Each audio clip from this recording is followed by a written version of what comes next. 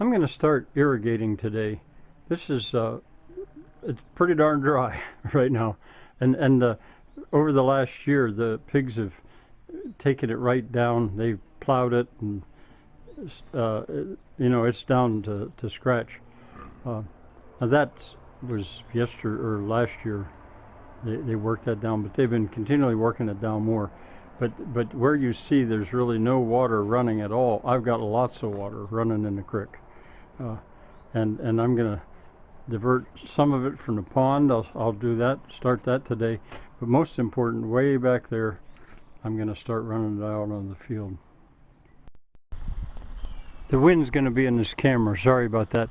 But anyway, there's the dry field that I'm now going to irrigate. And here's the water. See, I take the water that far, but then I've let it go by. I haven't kept the field wet in the winter.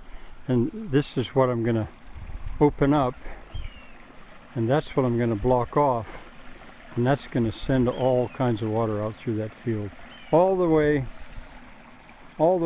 to the barn that you can see. It'll take water that far and irrigate everything down to the pond and beyond. The pond is beyond that double shagbark hickory. There I opened the obvious and used the silt that had washed there to thicken the dam. It's a weir rather. And here's the water arriving in the field. And it's just going down the edge of the field, which is what I've let it do all winter. But now I'm going to send it out along that ditch. What I'm going to do is first I'm going to lay the stones, line them up again, and then I'll put ground on them and send water out there. That shouldn't take long. There, I lined the stones up. They're just the ones that were laying there, and you can see the water's beginning to want to go. But now I'm going to open it up here and use that spoil to lay it among the stones. I shoot that to orient you. Now I'm going to do some more of this, but I want to show you already how fast that water is heading out, and I'll follow it along after I close this off. Now I don't mean this to be completely tight, not by any means. This is not a dam, it's a weir. When I come back though, I'm going to use a trick I learned last year. I'm going to bring an old rug or a blanket or a sheet, even a piece of cloth, and lay it there across, not impervious, not plastic, but just lay it across there, and it'll collect silt. And well, I don't know, you'll see it when I do it. Now you can see how fast the water's coming here. This is not downhill though, this is dead level. I've just blocked the one end. It's important to understand that this is not a ditch that runs downhill. It's level the whole way out there to the barn. Now this part that does run downhill, I'm going to come down here and divert it right there, because it'll be a secondary place where I can run water out into the field.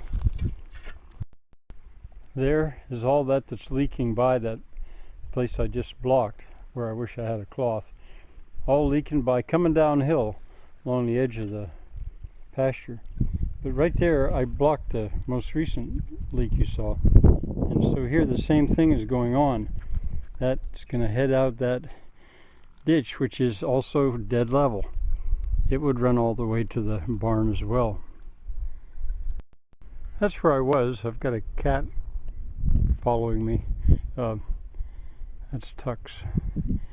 And this is down at the pond. Last year I cut the brush back, the alders. This year I'll have to do it again, but now it's manageable. Last year it was a Herculean task. Why I came down here is because I'm going to show you where a huge leak at the pond is. It's an overflow really. I'm going to divert it. We'll go over there. There's the pond. There's the outlet, which I'm going to block off as best I can at the moment. And I'm going to then start running the ditch. This one's on a perfect contour as well. And if I get around here, it'll run once again all the way down to the barn. Well, you may not be able to see it, but water is very slowly approaching from the pond, coming this way. And there's no water coming from that way because the ditches above it are not yet full again, but here is water. This has a source of its own, and we've known for years that there was a spring here, but just how to pinpoint it. I'm going to dig here for a while and at least mark it. In the winter, you can tell sometimes because where everything else is frozen, there'll be a little spot that's thawed right here. Right there it is. It's tiny, but that's an olla d'agua.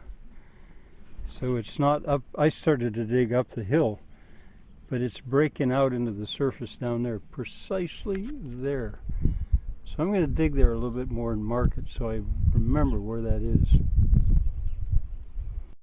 There you can see it better. The mud is clouding up because it's coming up from under some pressure. See, that spring has probably been here for hundreds, thousands of years, and the original settlers here no doubt knew about it. The Indians knew about it. A tiny example, but a very clear example of an olla d'agua. I opened it so the water can head on toward the barn from that spring, but it's going to be overwhelmed probably by tomorrow morning by the water that's coming from the pond. Now I'm underneath a Dawn redwood. I talk about this tree a lot. A very unique tree, thought to be extinct from China. That's the bigger one, and there's one there as well. The pallets are around them because I was using them to protect them from the cows when they were smaller. Shirley and Thomas Hawkling maybe remember how I frantically came down here and drove a cow off that was going to break this off. But anyway, I'm here because this is a spot that it broke out to the side. I'll repair it, and then that'll send water where I want to irrigate as well. Oh, and a reason I'm here too is because these things on the ground, I'm not sure if I've shown you them before, their knees, they're pushed up by the roots. A Dawn redwood is one of the trees that does that. A swamp, I think it's a bald cypress, does it as well, and many other trees in the Amazon. I'm going to clean these pallets up because these are safe now. The pigs help them probably rather than hurt them. There you can even see one. First time I came across them, I thought, what in the world am I looking at? Well, I'll do a half-hearted effort at repairing this here, but I'm a little tired now.